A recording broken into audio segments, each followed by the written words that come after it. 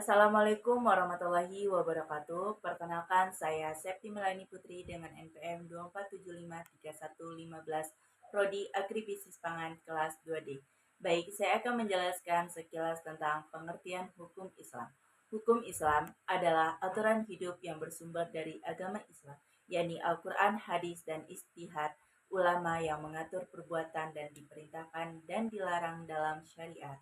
Sumber hukum Islam ada tiga, yakni yang pertama Al-Quran, sumber utama hukum Islam yang berisi peraturan dari Allah, dan yang kedua hadis, penjelasan dan perinci hukum dari sunnah Nabi Muhammad, dan yang ketiga istihad, upaya ulama menentukan hukum baru berdasarkan Al-Quran dan hadis, termasuk ijma, kias, maslahah, dan urfa. Prinsip penetapan hukum Islam.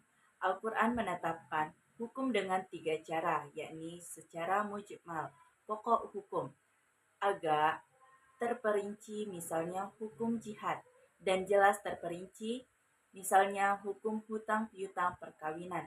Ruang lingkup hukum Islam meliputi dua bidang utama. Yang pertama yaitu ibadah, hukuman manusia dengan Tuhan secara langsung.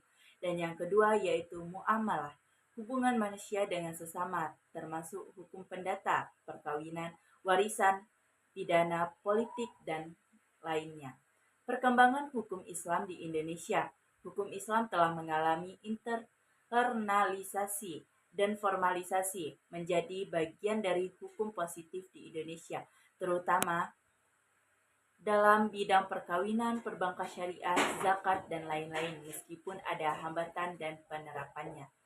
Baik, sekilas pengertian dari hukum Islam yang saya ketahui. Sekian atas presentasi saya akhiri. Wassalamualaikum warahmatullahi wabarakatuh.